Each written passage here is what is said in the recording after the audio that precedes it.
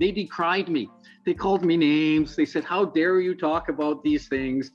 You can't fix it if you don't talk about it, if you don't face it. It's episode 227 of the Cassius Morris Show. Thanks for tuning into this new edition of the podcast. Hopefully you guys are able to get this on all your social media feeds here.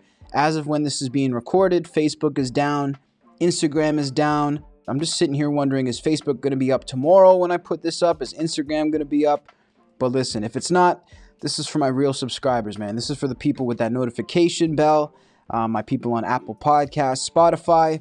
And speaking of that, if you haven't done it yet, please click subscribe on the method of your choice, whether you're watching or listening.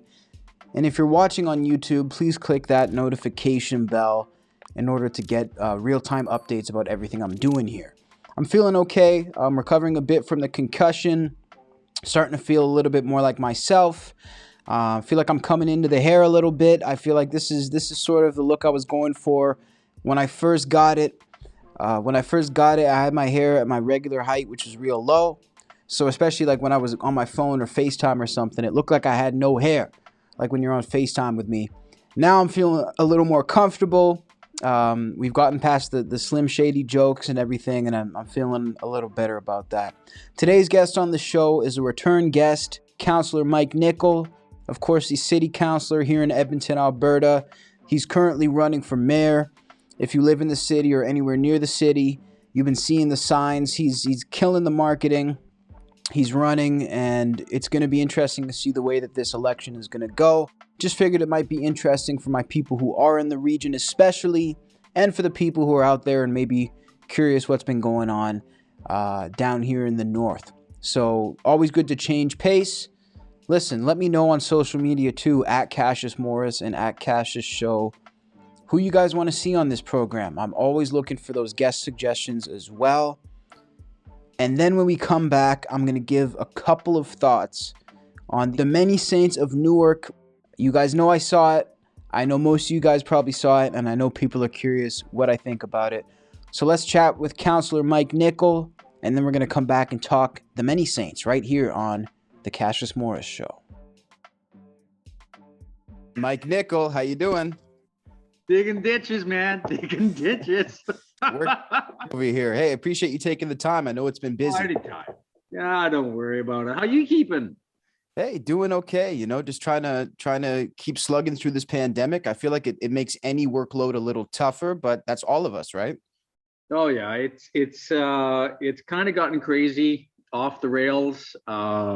And there's the problem, right? The problem is that the province needed and the feds just define things. What's in, what's out.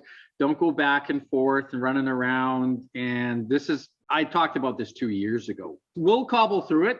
That's, and I always say it's the province's book of business. And they gotta start fixing it. So, what did you make of it when the Alberta government came out and basically said we were wrong? What did you make of that? Because my jaw was on the floor personally. And it's well, there's two ways you can look at it. First of all, if there was a mistake made, you got to fess up to it. That's just life. Because governments are no different. Everything's imperfect. But so have you learned anything? That's what it is. It's not a question if you're going to make a mistake, it's just a question what you do the day after that counts. So if you made a mistake, explain why you made the mistake, as long as it's with the information you had and the best intentions, because the information you get, myself, for example, is always going to be imperfect. It's always going to be imperfect. So it could just be, it might not be Jason Kenney, it could be Rachel Notley, it could be Justin Trudeau. They have to make decisions, and just as long as they're making it with the best information and just some common sense, okay. But if it's something else, then that's where the problem is. Because there's no question. For example, if I'm elected mayor, I'm going to make mistakes. I've made mistakes. My business career, I've made huge mistakes, right? But you learn and you keep going, right? And but if you don't learn, then you shouldn't be there, right? That's a very valid point. I mean, I think there's definitely a case to be made for coming out and just being transparent, if indeed that's what we're getting. So how do you feel like this new wave of mandates is going to affect businesses here in Edmonton? For anybody who doesn't know, masks are back. There's proof of vaccinations at many restaurants. What do you think the impact of that will be?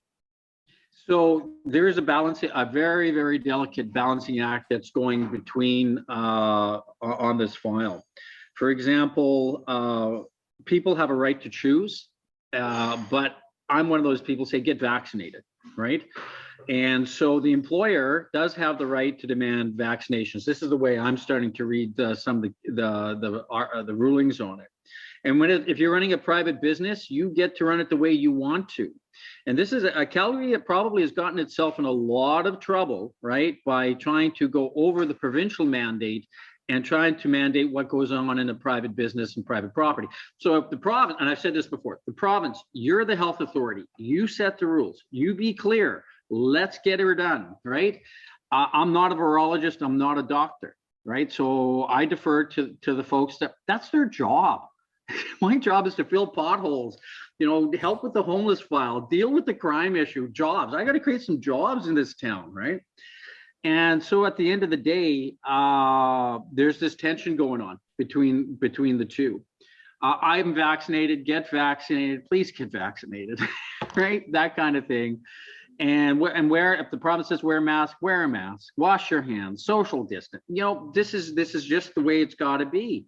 And they will say there's no magic bullet to working our way through this. We just got to grind it out. But this is becoming an issue where some employers are saying you won't have a job tomorrow, right? If you don't do A, B, C, D, E, and that's where it gets sticky, and that's where again the province has to step in and be clear about it. Otherwise, it's this right now. There's so much instability and so much fear around this.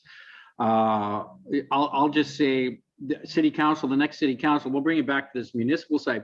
We just got to bring some sense of stability back to the situation, because it's just, people are just going crazy on both sides, right? On both sides. So. 100%. You've been doing a lot of campaigning in person, obviously socially distanced, wearing masks, et cetera, and vaccinated. And speaking to people face to face in the city, I'm wondering from your perspective, what do you feel is the biggest, most pressing issue during this election for the people of the city? And to add to that, does that coincide with city council's biggest issue? Or is there a seeing of eye to eye? So the two big issues are crime and safety. And then it is taxes, clearly, door after door. And we've done tens and tens of thousands of them now on the team. And first of all, we talk about three things. We do not believe it's compassionate anymore to let these people who are wandering the streets broken because of their addictions, because of their traumas, they need treatment. It's not about throwing them in a hotel room and saying, oh, that homelessness is solved.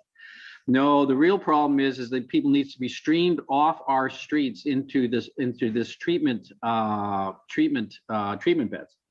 So we got to find the beds. We got to take these people, because you've seen in Edmonton the escalating crime issues in the downtown core, which we've talked about for almost a year.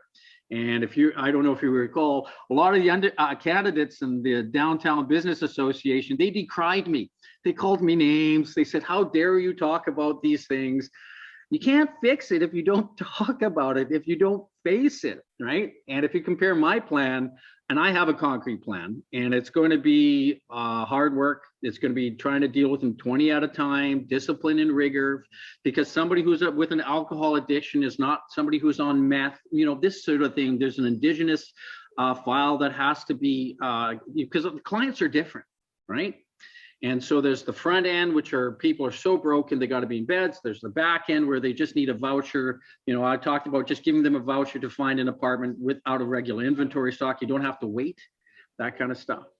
And so it's about crime. It's about putting police back on the streets in a community policing context, because right now, downtown and other areas, we've got problems. Then we go all the way up to taxes. And we talk about how uncompetitive we are. And people are going backwards. We're all getting poorer. We're not getting richer here. We're all going backwards. Especially people on fixed incomes, single moms, right? Pensioners. Those are the people I worry about, and part of it. And so at the end of the day, We got to, right size the administration. I got a plan there to save almost $110 million a year. So we can roll back taxes for everybody, not just some friends downtown and the special interest group guys. I'm not the gondola guy. I'm not the bike lane guy. So we can start right there. I'm not that guy. Vote for the other guy. I think he's that guy. And the beauty of choice. And then we can reinvest in frontline services. How about we cut the grass, pick up the snow, and just do the basics, right? Start with the basics. Yeah, and at the top, then we talk about jobs in the economy. How are we going to bring money to town, not the region, to town, Edmonton? We need jobs here. We need taxpayers here, and that's why I think we need tax relief on commercial and industrial in particular. Think the homeless and crime spike is about? Because I know this definitely isn't unique to just Edmonton. It's most major cities, but do you think it's tied into the pandemic or going on an upswing before the pandemic? I think the opioid and fentanyl crisis has been with us now for several years. And if you look at our young people are dying on the streets, literally dying on the streets. It has been with us for a while. So this is now a question of direct intervention because COVID is just on top of it. Let's be frank about it. It's just on top. And so this is why I talk about treatment early, grab them early, make the shelters safe. I'm the one who introduced minimum standards for shelters, for example, not the mayor who had 8 years to do that. And so this is why we have to have a change of direction. COVID will eventually taper off, but this opioid and fentanyl crisis will not, right? And so they both must be treated equally as the healthcare crisis they are. Because it's just not, we can't let this continue. Cassius, we can't keep going this way. It's broken. We got to change. And so, yeah, maybe I'm a little aggressive because I'm impatient because I see the problems right in front of us. And on the crime side, it is about enforcing those quality of life laws. It is about, they're going through the neighborhoods and breaking into these garages, the smaller crime. I believe in the broken window theory. Investigate the small crimes, you'll take care of the bigger crimes. And that's why we need cops back in the neighborhood, out of their cars and back into that community policing context. Nothing else is going to fix it.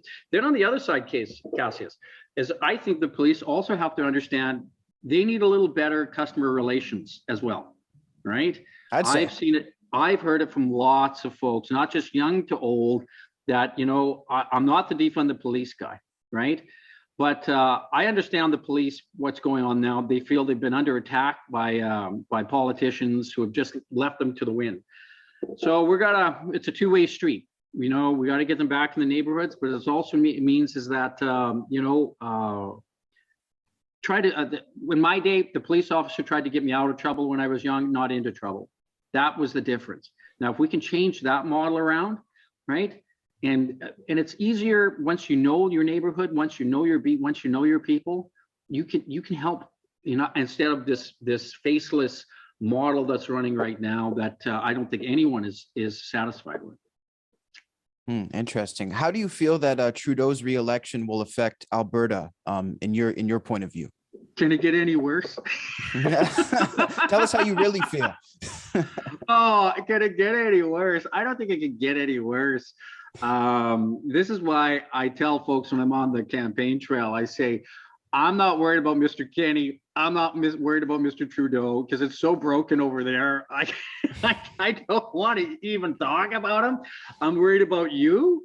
I'm going to work for you, not the administration, not the politicians. I'm working for you, right? And so we have to take care of our own knitting. And I have this line, and it's from a famous movie, and it's paraphrasing. Politicians are like any other machine. They're either a benefit or a hazard. If they're a benefit, they're not our problem. But I like that. Yeah, it's a good way to put it. It's a line from a very famous movie. You'll hear it somewhere. It'll come up and I'll probably recognize it on the spot. Last thing for you, Mike, this is interesting because whenever I talk to somebody political, one thing I really like to do is I want one of their detractors to come away with a positive message about them. And I want one of the people that agree with you to maybe see the other side of an issue. So let me pose it to you this way. Mm-hmm. What is one thing that you wish people who are against you new about you in terms of what you stand for, something that you maybe think is skipped in the narrative? What is that one thing? Can you maybe pick it? Oh, I'll hit it right square on the head. Where the facts and the reality doesn't match what they matches what you see in the mainstream media, is that I don't work well with others. The fact of the matter is, I'm just not a flag waver. I got lots done on city council, from drainage to the cannabis bylaw to urban beekeeping. Would you believe that?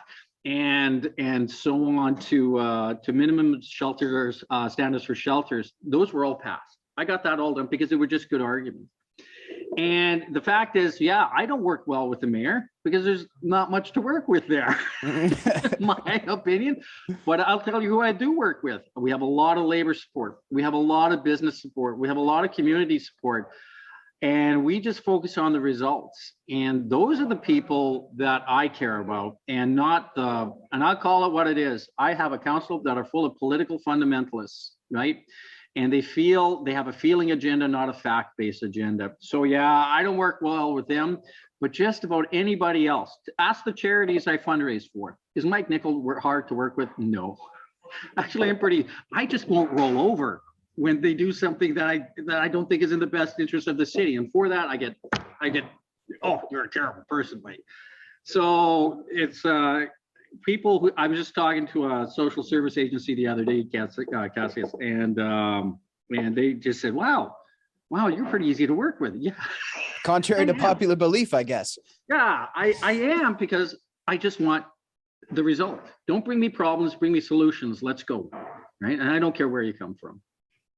And what's one thing that you've heard from detractors that maybe in the back of your mind you've thought, maybe I might work on that, or maybe we could push that a little harder? I think from some of the detractors, boy, I gotta think about that. It is true. I am very demanding when it comes to politicians.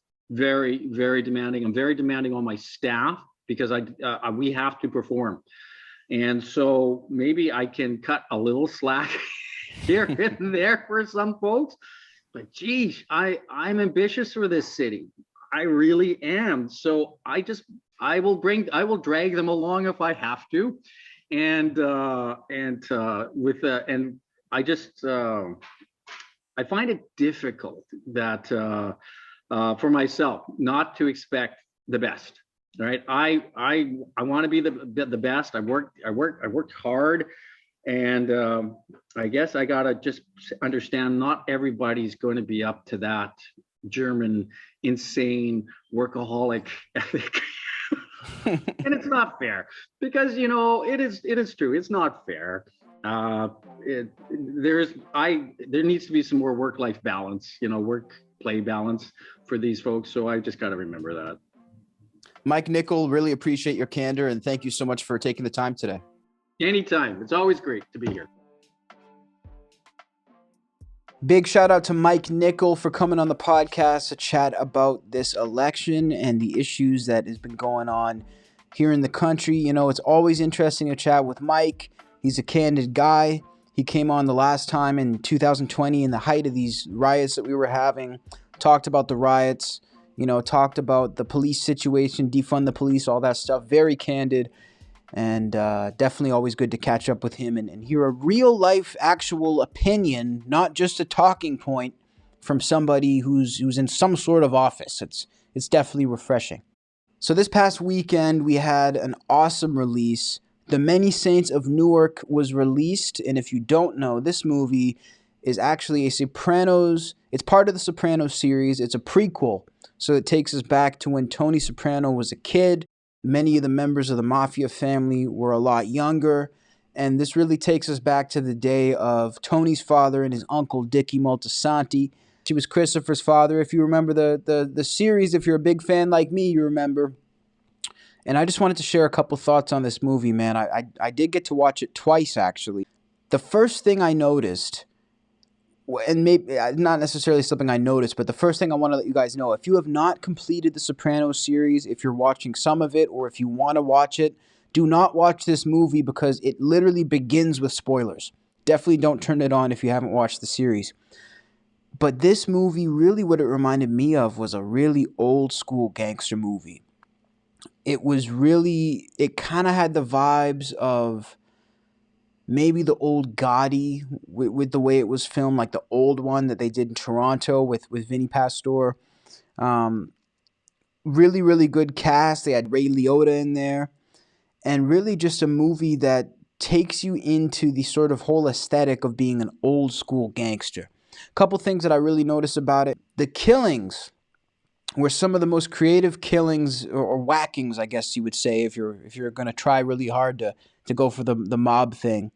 The whackings in this movie were very creative. Probably some of the most creative I've ever seen by David Chase.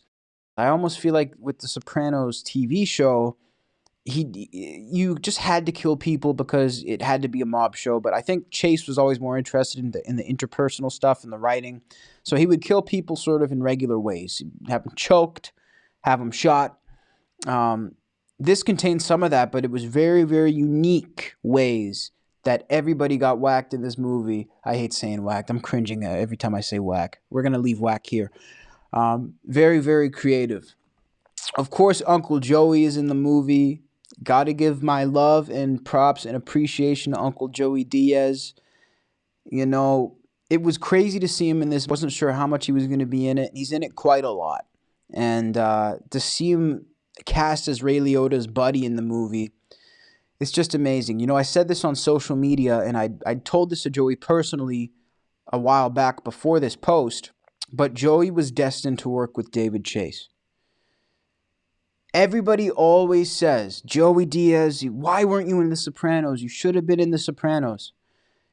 It's because we knew then and we know now that Joey Diaz was just destined to be a part of The Sopranos story.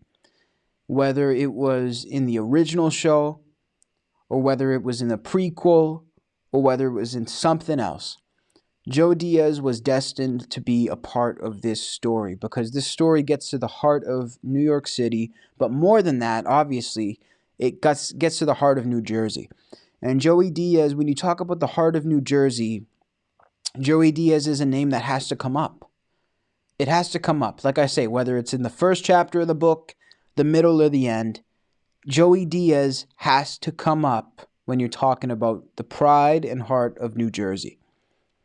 So it was just, it wasn't surreal. I don't know how to describe it. Cathartic, maybe, to see him on the screen. It wasn't a surprise because he's been doing this his whole life. He's been working his whole life, working his way up through the movies. But just always great to see somebody who you know really deserves something and to see it fall into place. You know, yeah, he's my Uncle Joey and I'm his little nephew, but guess what? A nephew can be proud of an uncle. And I'm proud of Uncle Joey. I'm really, really proud of him. This was a big one. Big weekend for him, man.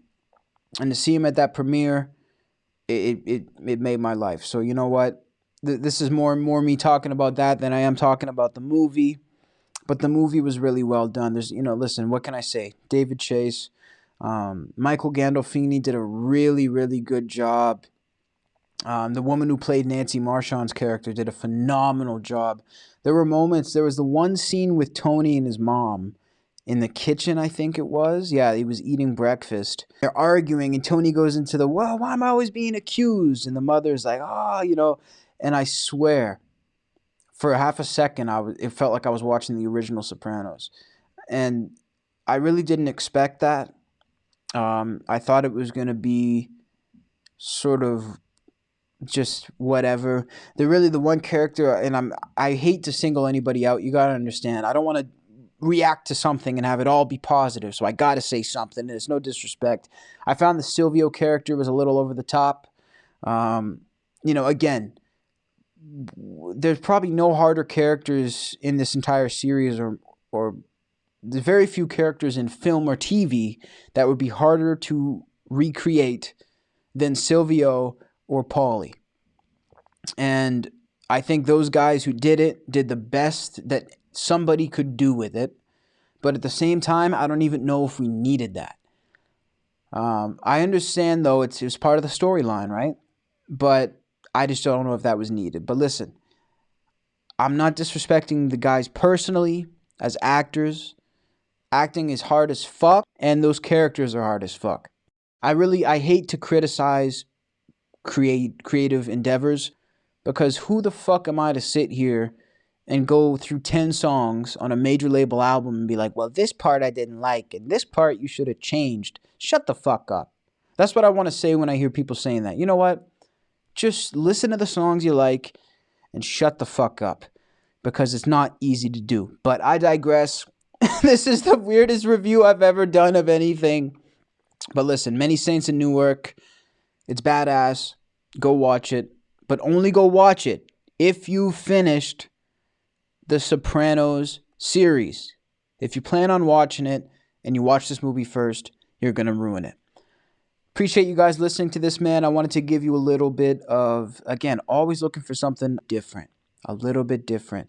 We got shows coming out the wazoo. Definitely looking for, I don't know why I said that, shows coming out the wazoo. We got a lot of stuff coming, and I'm really looking forward to putting it out. You can also catch up with me on the Sound Mojo show, Inner Sleeve, which is every single week over on the Watch Mojo sister channel for music, Sound Mojo. We're about to hit 25,000 subscribers. I'm really excited about that. Still working on the new project over at Watch Mojo, which is my main job at the moment. While putting those shows together, we have some interviews coming up, so don't miss that. We're on Instagram, Facebook, if they come back, that is. Twitter, TikTok, at Cassius Morris and at Cassius Show. So go send all your hate mail there, but make sure you follow me. And whether you're watching this on Apple Podcasts or on YouTube, please make sure to click that subscribe button. And on YouTube, click the little notification bell right next to it to get real-time updates about everything this barely lovable face is doing. Appreciate you guys. Like I said, the concussion is getting better. I'm still dizzy here and there. I got to get Gravol, sort of stays in my routine. The headaches are pretty much gone. But I'm having a guest on pretty soon who actually has suffered from a traumatic brain injury.